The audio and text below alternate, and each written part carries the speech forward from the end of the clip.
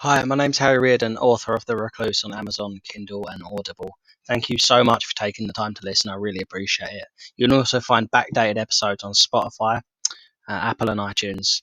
Thank you so much. You can also support us on Patreon at patreon.com/authorized. All the details are below. You can find me on Twitter at Mr. King Reardon. Thank you again. Enjoy. Hello, Hi, how are you? I'm doing very well. How are you doing? I'm doing great. Okay. Uh, you're listening to the Authorised podcast. I'm Harry Reardon. Alexia, would you like to introduce yourself? Yes, my name is Alexia Knight, but almost everyone I know calls me Lexi. I am a novelist based out of Los Angeles, California. I just published my first novel, which is completely autobiographical and very, very naughty. And that novel is the first in what is going to be a trilogy. And I finished the first draft of the second book last night. That's amazing. So, how did this all come about? Because the reason I reached out is because of your post, and what fascinated me was how you use like the term unapologetically, which I love. Yeah. How you're so open with it. How did all this start? What got you going? Well, I learned this about myself through my personal journey, which started about a year and a half ago. I am a married woman and I've been with my husband since I was 16 years old. And last summer, I went through a rough patch where I decided that I needed to experience some things sexually. And through those experiences, I learned a lot about myself, um, what I want, what I like. And I would say about a month into that journey, I just said, you know what? This needs to be a story. This needs to be a book. There's so much to tell here about the passionate moments, the sad moments, the humorous moments, and I learned who I am as a person. And I do describe myself as unapologetically sexual because I don't give a fuck who doesn't like it or doesn't think it's okay. This is me, and this is who I am, and who I want to present myself to, and you can really hear when you read the book my clear voice coming through in its honesty, its openness, its frankness about the things that happen. So the book itself is not written like a fantasy. It's not your cookie cutter erotica, with a woman and a pirate. It's real, and sex is ripe for reality. It's funny, it's disgusting, there's so many things that could go wrong. There are so many things that could be surprising or interesting or unique about another individual. And one of the things that I do like to point out in the book is the uniqueness of my partners and the experiences with them, at least as they're seen through my eyes. Absolutely. And so, so what, so what kicked this off? Like, how did this moment happen? Where I'm assuming, obviously, did you break up with your husband for a while, or was that almost like an open relationship? Well, I did not break up with him. It is not an open relationship, and I am living this life as I am writing about it. How how how does that work? It wasn't easy, and I had to do a lot of sneaking around, a lot of gaslighting. Um, One of the things that was built into the foundation of our relationship and of our marriage is that we're two very different people. He is very much a homebody and comfortable being at home watching TV. I am have hobbies. I've always had hobbies. I've always have had things that kept me away from home. So it's never really been a question. I've never really been expected to be at home all the time. But when those hobbies became sexual, um, the tide shifted a little bit. Right. And then, so, so I'm trying to process because this is all new to me. Right. So what happens during this? Like, what is the so what really happened then? Can you open up on that? Like, Between the two of us? yeah. So last summer, thinking back on 2019, I went away for a week for a work-related conference. And I came back from that conference and I felt sexually very unwelcomed, very neglected. It was just a rough patch. It was a dry spell. We had been together at that point, for 23 and a half years, and we weren't accustomed to going long stretches of time without being intimate with each other.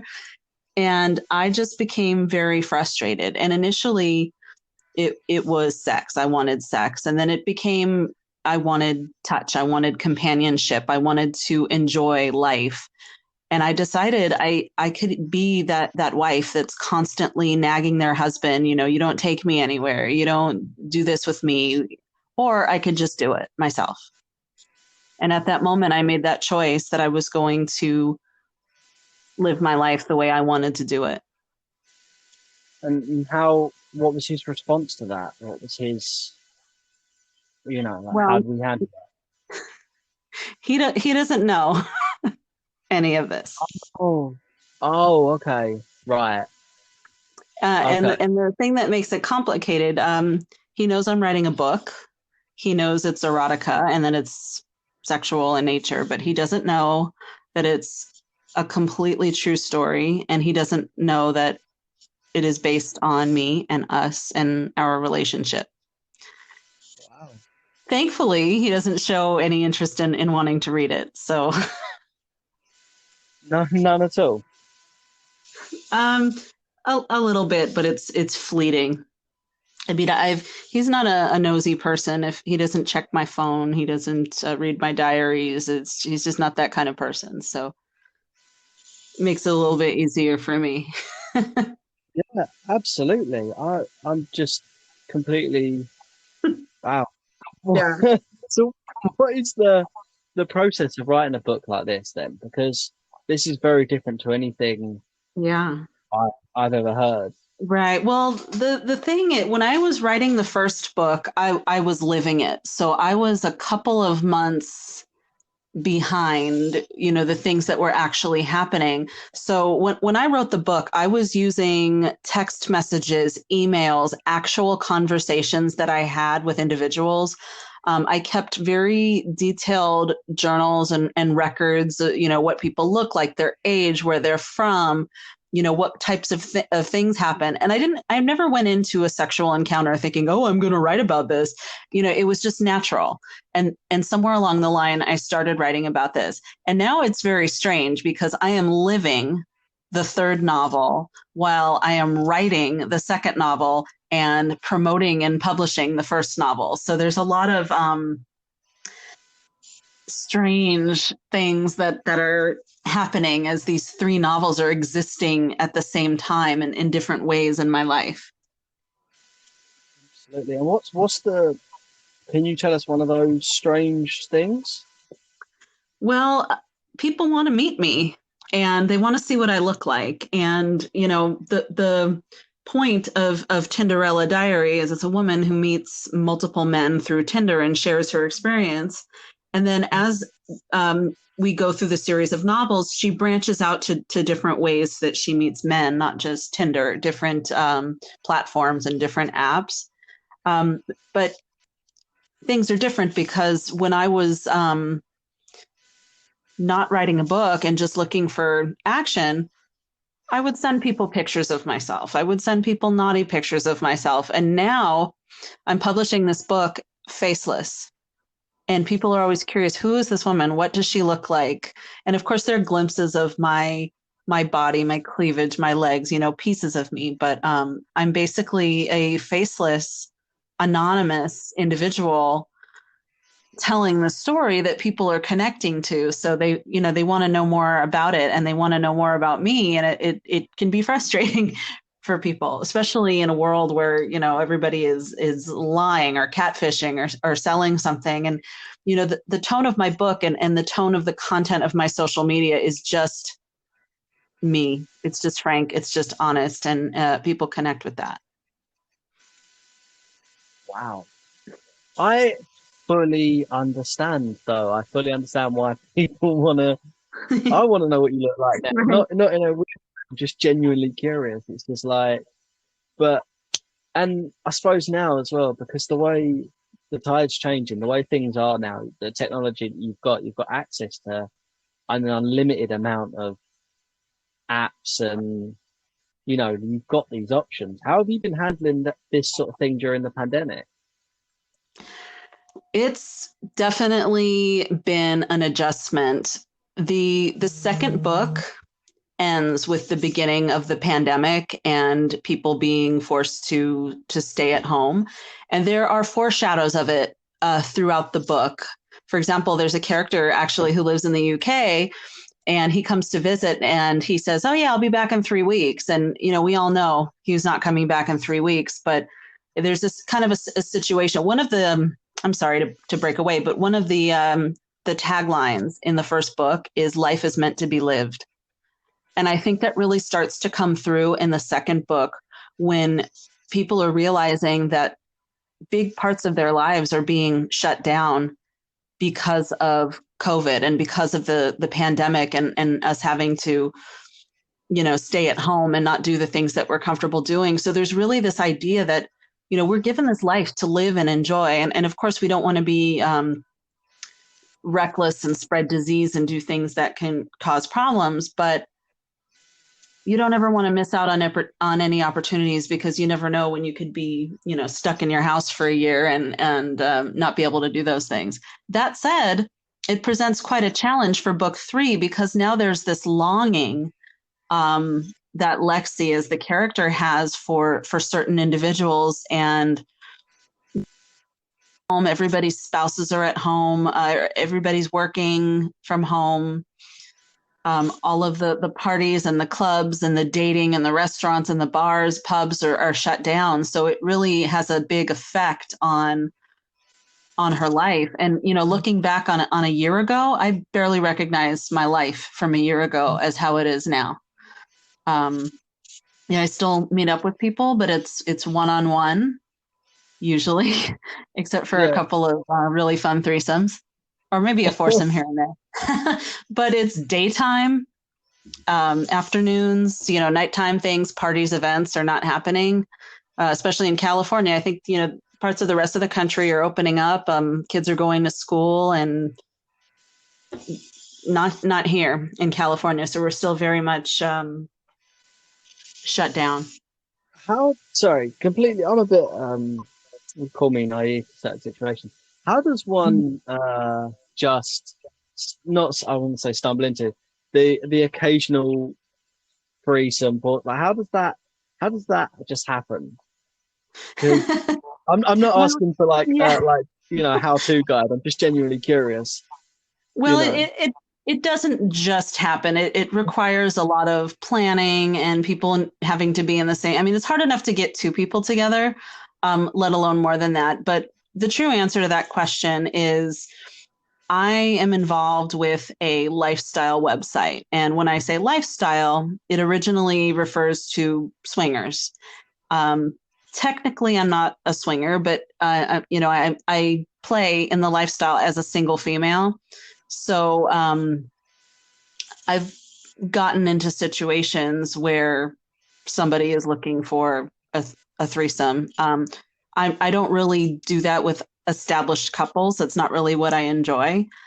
But it is a trick. It is a little bit tricky to get three people the same place at the same time to figure out how that's going to work. But there's a lot of that in book 3. In book 2, a lot of these situations kind of happened at parties, sex clubs, hotel parties, things where it's expected to happen. But since all those things shut down and we're in a pandemic situation, it's happenstance. If 2 people, 3 people happen to be available at the same time, and it works out great. So there'll be lots of those kinds of stories in book 3. Wow. Because I mean, from personal experience, I'm engaged now. I'm very lucky, but I remember at a point. Congratulations. Thank you. At a point, it was very difficult to get a text back, let alone, Right. bump into like 4 people. So, Oh a yeah, quick it's question. tricky. I've spent months trying to put together um, uh, encounters with 3 people, or trying to get certain people together that want certain things, or somebody trying something with me, or one person backs out, a threesome becomes a twosome, or sometimes it becomes a foursome because an extra person wants to show up, and that's okay too. The more the merrier. Absolutely. What's the sex club? Sorry, I might be being really dumb there. No, you're not. Uh, Is that exactly what it sounds like? That's exactly what it sounds like. There are so many different types of venues here in Southern California. There are some that are aimed at couples, swinger couples to swap, that sort of thing.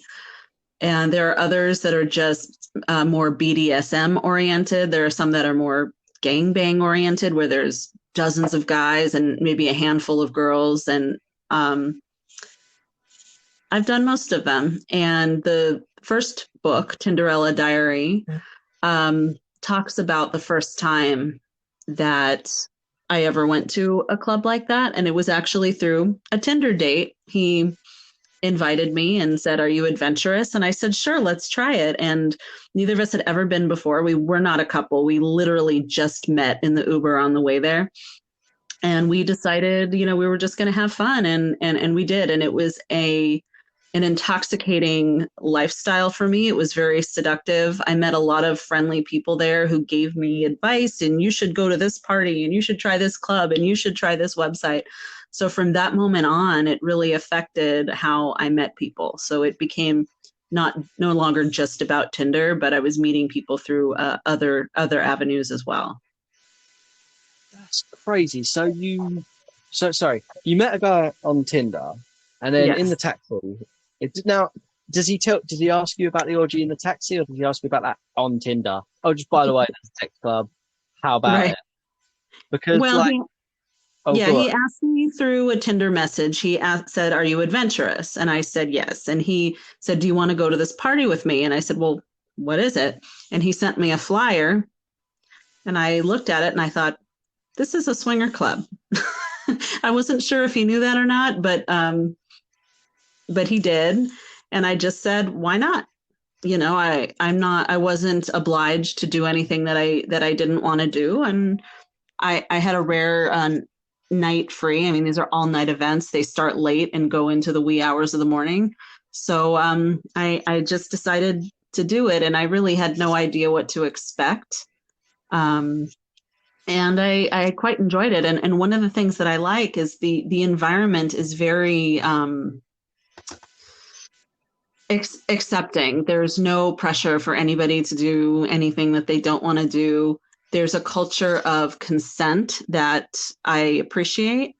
People are very social and friendly, and this wasn't what I was expecting going into it. I think my original concept of swingers were that they were just pervy weirdos that were drunk and high and wanted to, hit on girls. But I realized if people just wanted sex, or if they just wanted to get off, there's other ways for them to do that. They could watch porn. They could hire a prostitute.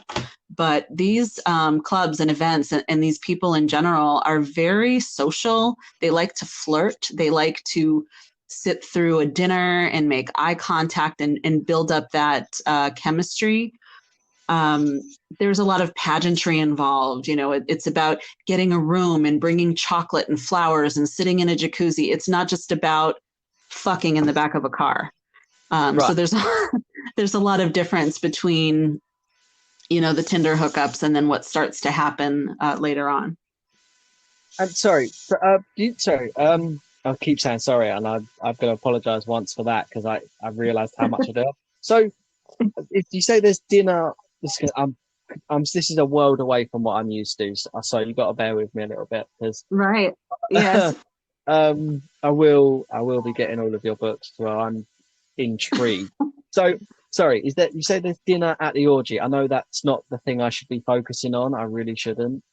But Not necessarily, but almost every event that I've been to, there's snacks, and it depends on the kind of party or orgy, if you'll call it that.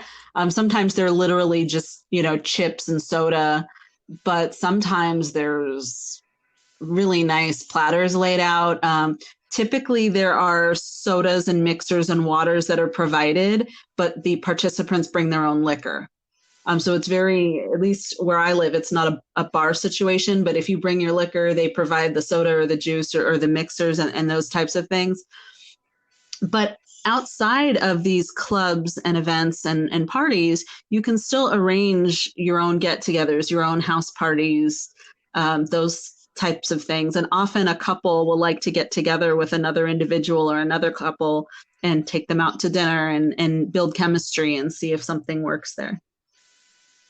the thing that got me as well is that you said that the swingers club they handed out flyers.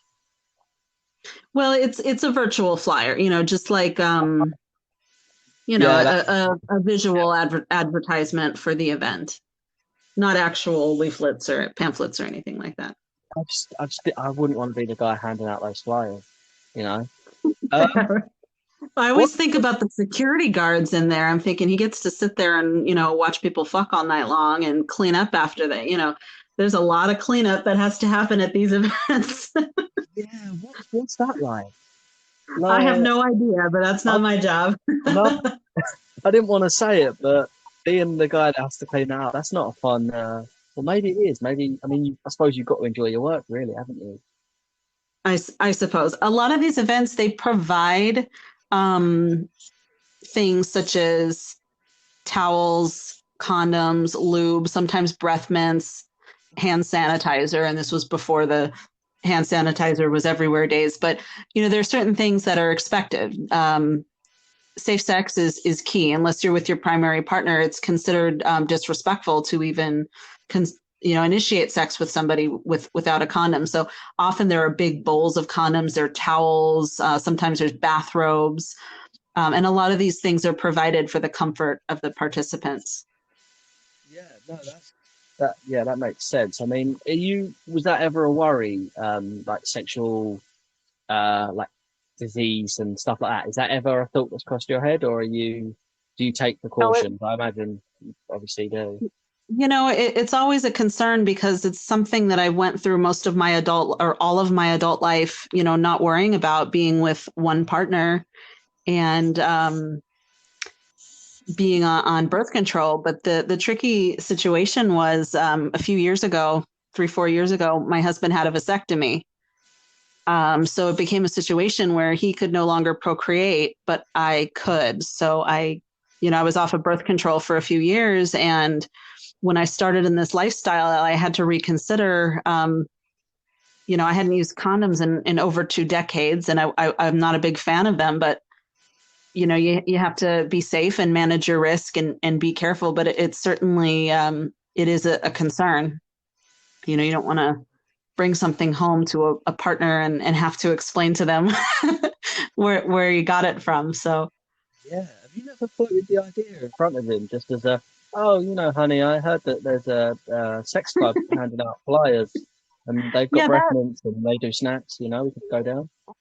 Well, there's a lot of frank discussion about that in book 1. This is a real woman's sex life, and when you're dealing with real life, there are real consequences. So you really got to dig through that first book and figure out what happens and what the lessons that are learned and how you grow and change and figure things out from there. Absolutely. I mean, yeah, I've got it's just absolutely bizarre. What's the is there any what's the weirdest thing you've seen at an orgy? That's not a question I ever thought I'd ask someone. Oh man, I can't even.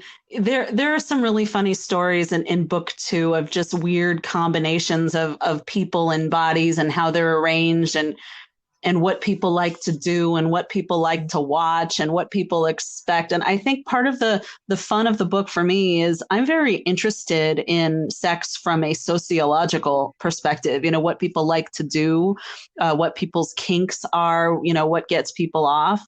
So I love observing this in other couples, in other men. I love hearing other men's stories, what it's like for them when they meet women on Tinder, because it's a completely different experience for a woman meeting a man on Tinder. I mean, there, as far as what I understand, there are very few actual real women on Tinder. Most of them are selling something or bots or escorts, as they call them. But men are there and they're real and they're horny and they're a dime a dozen. So it's easy for a woman not only to find somebody, but to be selective in who she finds. We don't have to just settle for anyone. We can thumb through 50 people and figure out who we're going to fuck that day. And it's a very different experience for men because they're dealing constantly with being catfished, with women not being honest about what it is they want. They say that they just want a casual thing, but they're really looking for the stepdad, new husband, that kind of thing. So I really enjoy learning about other people and their experiences through my experiences. Absolutely. And do you now? I've got to go back to the audio one more time, but I'm gonna. Right. This is gonna be broad as well. So, is there an age range to this sort of thing? Like, is there, like, young and old? Like, what is the type of people? Not type of people, but like the spectrum of people you would see. Yeah. Well, what I learned is that the demographic for this general population is a little bit older. They are a little bit more financially stable. It costs a lot of money to go to a sex club or to take a woman to a sex club or to take different women to hotels on the weekend. For a single woman, everything is free. We don't pay for clubs. We don't pay for dinner. Single men are not usually invited to a lot of these events, so they need to have a date. So for women, it's, shooting fish in a barrel.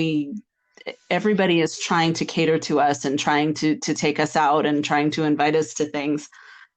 But it definitely, you don't see people who are struggling financially in this situation. It's expensive. It's an expensive hobby. And it's a lot harder to facilitate, than, like I said before, fucking somebody in the back of a car, which is free and not always as pleasant as it could be. So it's definitely older. And I've seen the youngest person that I've ever talked to at an event was 22. But most of the age range, I would say 30s to 50s. And I've met people that are a lot older, men in their 60s and 70s. Women, most of the women I've seen there are in their 50s and they are wild. They are hot. They take care of themselves. They know what they want and they know what they like. And that really changed my perspective on women and aging, because I've seen older women in the throes of passion. I've seen older women being pursued by younger, attractive men. And it's really a beautiful thing. So but generally the 30 to 50 age range is most common. Okay, and how does a 22-year-old handle himself in a situation like that? Because, he tried his best. It's very awkward for me because he's the same age of the son of the man that I went there with. And I am sure it was much more awkward for him to be chatting socially with a man at a sex club the same age as his own child. But he didn't offer initially that he was 22 years old. He was just sort of joking and talking around with the other guys there. He seemed to feel very comfortable. Once I realized that he was that young, that was too young for me. It kind of crossed some of my boundaries. Of course, I didn't realize he was 22 till after I fucked him. But sorry. Okay, yeah. I didn't fuck him again. That's for sure. Did you realize during or after? After. After. And how was that? Was that sort of a okay, that happened, goodbye situation, or did you talk about it with him and be like, look, just not for me? Well, we saw each other at other events. He started calling me up or sending me texts asking me for rides to events. It's like, dude, I'm not your mommy. So I'm like, no, this is not going to work out. And then I saw him at another event later, and I said, look, I'm just not interested. And that's just what it is. When someone tells you you're not interested, you just walk away. You've got to know when to. Right. I mean, I've had 70-year-old guys I've had to turn away as well. So Now, is that too old, or is that just something about them in particular?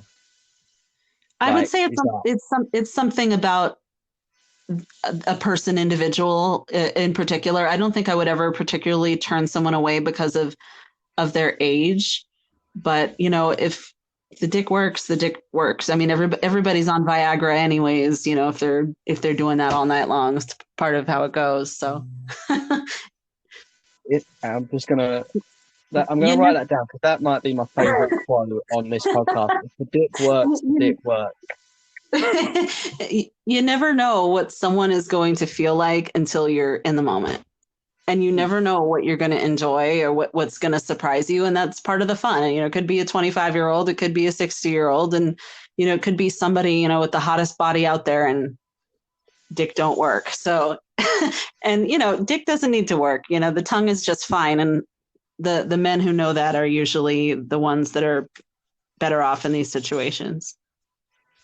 Absolutely. And are you never worried about the dangerous, like, with stuff like this? Because I like being someone that's absolutely obsessed with true crime, which yeah, in hindsight I do, because I'm also writing quite a lot of stuff at the moment as well. So my Google search at the moment is just terrifying. I'm really, but like the true crime, like there's so many stories and so many horror stories associated with that. Is that not right. something you crosses your mind?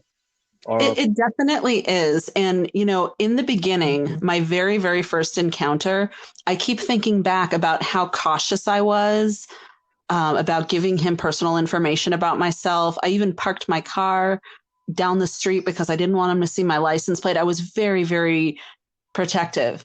And, flash forward to a couple months later when I'm knocking on somebody's hotel room door, things change. But as a woman, we're always in the situation where we think everyone we meet is going to rape us and kill us. We have to work backwards from that point to get to the point where I say, okay, maybe I'll meet up with this person. So yes, those things are always on our mind.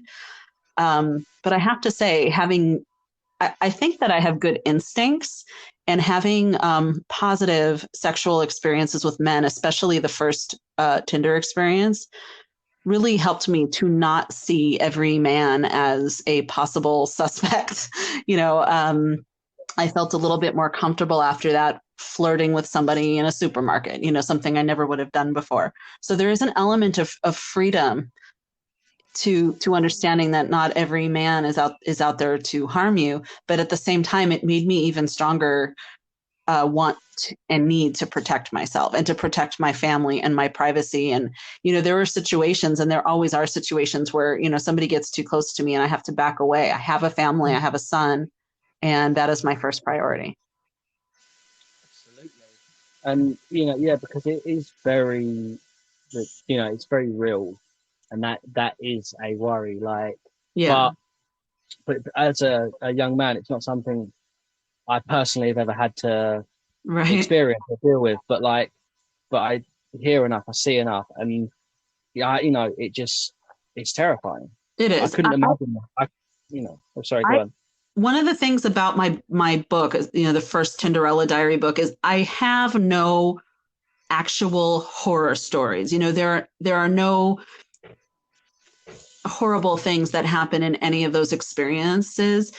Even the ones that are less positive and less orgasmic, let's say, I gained something from it. I learned something about myself. I learned something about what I wanted. I learned something about how to talk to people to figure out whether those needs were going to get met or not. So I would generally say every person or encounter that I include in the book is there for a reason. Even if the sexual experience was negative, I gained something out of that experience that makes it worthwhile. And again, it's a real story. Not every hookup is going to be a slam dunk or a home run. Sometimes things don't work out the way you plan, and that's part of it. But I do have to say that for the most part, I've been lucky, but I think I've been smart. I generally make smart choices, and the worst choices that I've made are just sort of rushing into something with somebody that I wasn't sexually compatible with, someone where we didn't have a meeting of the minds of how things were going to go. But it's all about communication in general and having a conversation and figuring, is this okay? Is this what you want? Is this going to work for you? And there is a situation in book 2 where I literally had to tell somebody off because of the way he was treating me. And it's uncomfortable a little bit for me to read that chapter, but it's also empowering because I knew that I said to him what I needed to say, and that he heard what I said, and hopefully it'll change his behavior moving forward, with the next ladies he meets up with. Absolutely. And now, what happens? Sorry, quick one. Yeah. Have you ever been recognized by someone in a like one of these sexual experiences? Have you ever been out, like on your way to, at an orgy or out on a date or something, and you've been recognized by someone? Is that ever something that's ever come up? Not really. I think the Tinder situation is tricky because it's local, and I've lived in this area my entire life, and I work in this area. And you don't know this, but it's prominent in the book. I'm a high school teacher, and I've been a high school teacher for 20 years. So I have come in contact with people who weren't former students of mine, but were former students at the institution where I taught.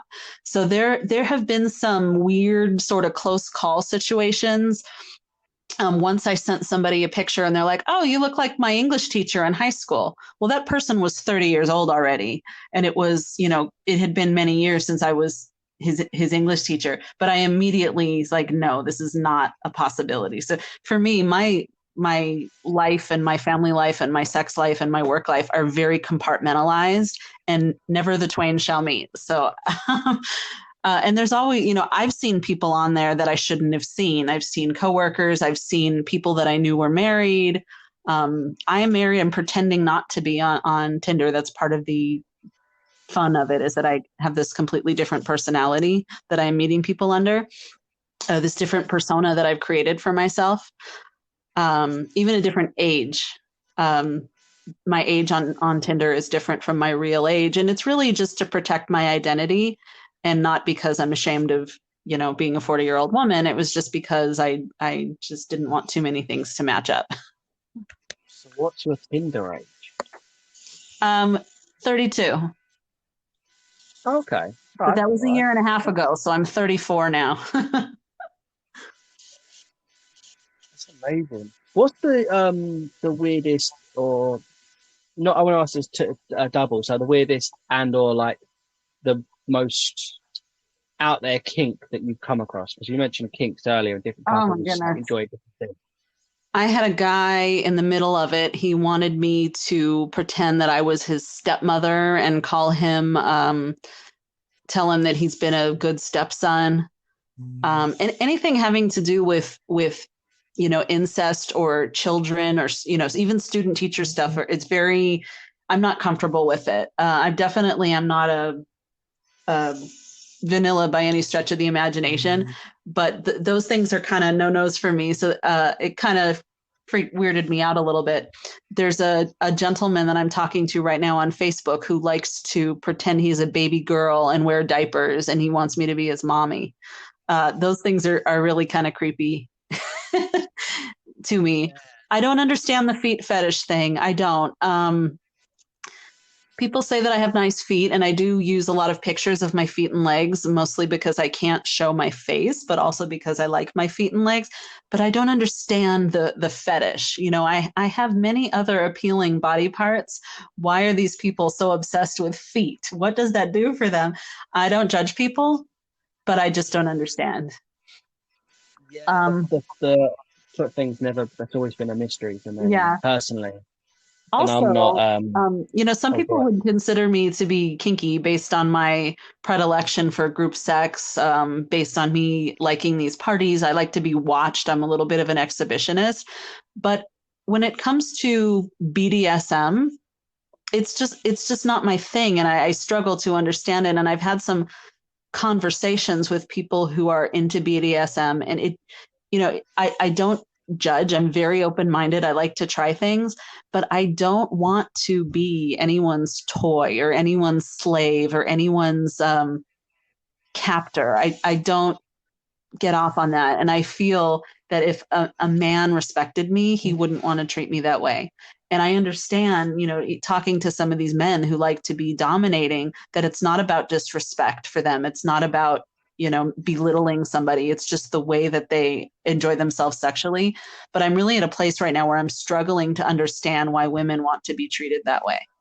And I'm not judging the women, if they have sex lives that they enjoy and that are consensual, I support that completely. But in terms of me, I don't understand it. So I'm really trying to, I'm not really trying to change myself, but I'm trying to figure out what is it that these women like about that? Why do men find that they need to dominate a woman? I don't understand that. But I don't seek out partners who do. So, although I have So had what? some. What do you seek out? Is there a gender or a type or a sort of a specific type of person that you go for, or do you just you talk to them, and if it works, then it works, and you roll with it? Generally, if it works, it works. But I realized I'm a very passionate, sensual person. I like a lot of touch and body contact. Some men, I'm only into men at at this stage in my life. Some men are just sexual. They just want to get off. They just want the orgasm. They want the kink or the naughtiness or whatever it is. Um, I'm a little bit more sensual. I need to be touched. I need to be kissed. And it's very simple. You just ask people, do you like this? Do you want to do this? And they tell you yes or no. So I'm very into mutual pleasure. Both parties are enjoying it the same amount. If I feel used or taken advantage of in any sexual situation, it's not going to be a positive one for me. So I'm really looking for somebody who treats my body like the temple it is. Absolutely. And yeah, because you said about the stepmom thing, that's quite it's quite common at the moment, isn't it? I know it's quite a lot. Like it's a thing. It's a Does that come up a thing. lot? Yeah. Does that come up a lot for you? It hasn't come up a lot, but it is starting to come up. I'm even seeing people talking about like the incest thing. I think it's just because I've started to dive into naughtier, more fetishier websites or platforms. So you see things, and it kind of makes you wonder. What is the line between normal, healthy, exploratory sexuality and disordered sexuality? That's always a question that comes up for me. What is a sex addiction versus, I consider myself to be an enthusiast, but I do know that I Yeah, have a higher sex drive than most women or humans in general. absolutely. Is this sorry, bear with me. I'm struggling to talk, taking notes because there's just some things that are just I've still at the top of my page. I've got if the dick works, and I know I'm gonna have to explain that at some point. But so what happens if your husband turns around and says, "I want to read the book"? Then are you gonna fully open up? Is that something you're prepared for? No, I'm not. I have a plan to make a shorter, abridged version of the book if he wants to read it, a digital version. Oh, okay. He won't be privy to the parts with the unknowing husband. Right, yeah. He can just read the naughty bits. And is this something you ever see yourself opening up about, or is this just No, like, no, no, he won't like it. no, that's 100%. That's 100% fair. It's just Yeah, some it's guys so are into that. He is not.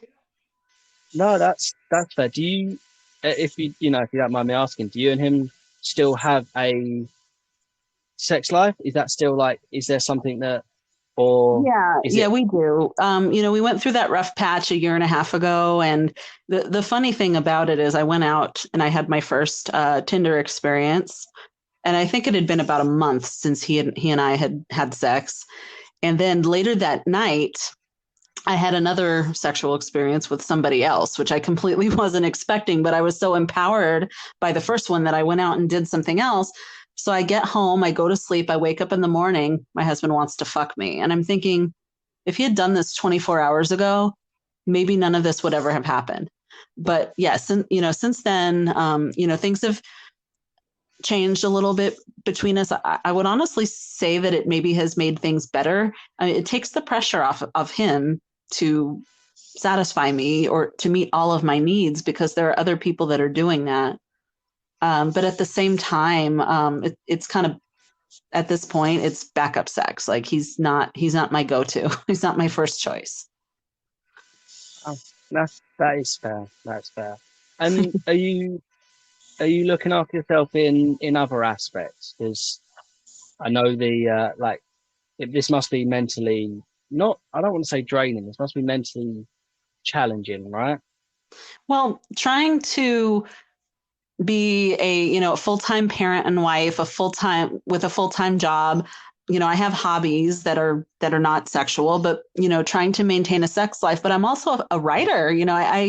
I'm going through the work of writing this down and publishing it, and now I'm promoting it. It's exhausting. It really is, and there's always something that has to take a back seat. And unfortunately, a lot of the times it's my real job, teaching, that kind of gets by the wayside. But, I have it very easy right now. I've been at home for 11 months working from home. And I have student teachers that are doing most of the work. So I can spend a lot of time writing. I think in general, in my adult life, I've struggled with balance. Whenever it's a weekend or a holiday or time off of work, I've always struggled to maintain that balance between the things that I want to do, the things that I have to do, and then just doing nothing. Downtime has never been good for me. I'm not good with downtime. I tend to be on the go a lot. So yeah, I'm exhausted right now from the promoting. And I also finished the rough draft of the second book last night. So I wrote for about 4 hours until 1 a.m. I only thought I was going to write a chapter or two, but I ended up finishing the book and taking today off. And tomorrow I have a lot of work to do to go back and fix and edit and revise and move things around and add in some scenes and add in some details. So yeah, there's so many different aspects of myself as a human that I'm trying to coordinate.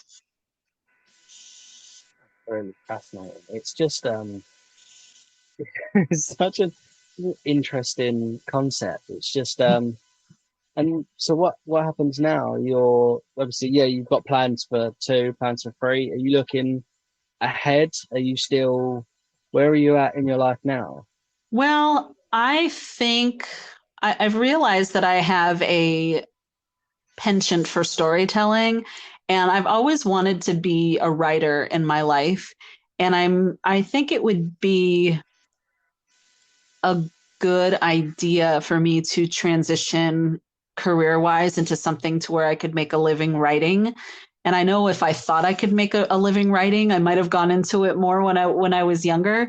But I've been realistic, and I have a day job so I can, make the bills, but I'm enjoying writing, and I'm enjoying it because I'm writing what I know. I'm writing what I like. I'm writing my own life. And especially this second book, I wrote this first draft in under 2 months. It just poured out of me. I was ready to write after taking a year off almost between the first book and the second book. But I didn't want so much time to go by, because when I wrote the first book, it was, close in my memory. And now I'm writing about things that happened a year ago, and I'm starting to forget. And things change. Your attitude about something a year later is different than your attitude the night of. And COVID is happening, and everybody's, we don't know what normal is going to look like after this. So I had to write that second book before I completely forgot what it was like to live that. Each book represents a very specific moment in my life. The first book is a summer, 3-month summer period. And the second book is a fall and a spring, about a 6-month period. And the third book's going to be about a year. It's going to be about a year of,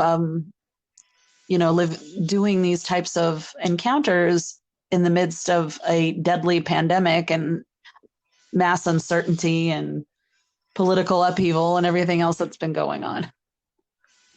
Absolutely.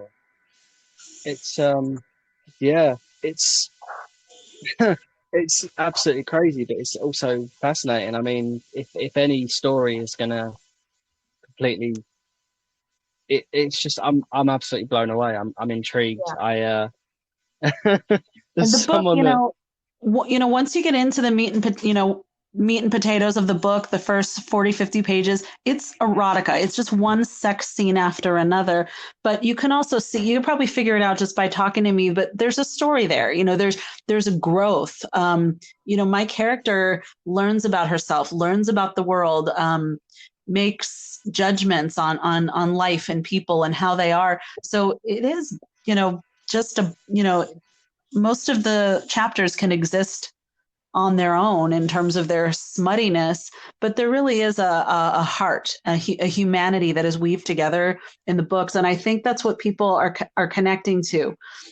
When people read my excerpts on Facebook, or when people interact with my posts on Facebook or Instagram, they're seeing that there's a human, and this is a story, and it's really about finding yourself and living the life that is most true to you. And, it sounds a little bit cheesy for something that is just a naughty, ridiculous, unapologetically sexual story. But, human beings are more than just one thing. We're not just good or evil. We're not just horny or not horny. We're not just awake or asleep. There's so much in between. There's so much room. I even say that about relationships. There's so much space between a one-night stand and a committed, loving relationship. I like to exist somewhere in that space with my partners. It doesn't have to be committed. It doesn't have to be long-standing. But at this point, I'm not just interested in a one-time thing. I'm looking for something a little bit more than that. And I think that's the biggest change from book 1 to book 2 to book 3 is her needs change. In the beginning, it was sex. Don't take me to dinner. Take me to bed. Let's just go. Once she has a bullpen of men that she can turn to at any moment for sexual satisfaction, it becomes about more. What are these things in my life that I haven't done? What are things that I'm missing out on? What are things that I want to do that I can't do with my husband? So it becomes more than just about sex. Although for me, it is a priority in my life. So, but it's not the only priority. And right, I've got to wrap it up because we are running out of time. Right. But can you please tell everyone where they can find your pages, your social medias, and your book? Absolutely. The book is called Tinderella Diary, and I am Alexia Knight. You can find the books pretty much anywhere books are sold, Amazon, Barnes and Noble. Right now it's in paperback form, which is on pre-order until March 12th. So if you want a paperback book internationally, anywhere in the world, you can go on Barnes and Noble or Amazon and pre-order the book. But it's also available immediately for ebook, Amazon as well. I do have a Facebook account. So I have a couple. I have a personal account, Alexia Knight, and then I have the author page, Alexia Knight, and then there is a Tinderella diary page, which is just for the book, and it's a little bit less of that. I also have Instagram is at Tinderella diary.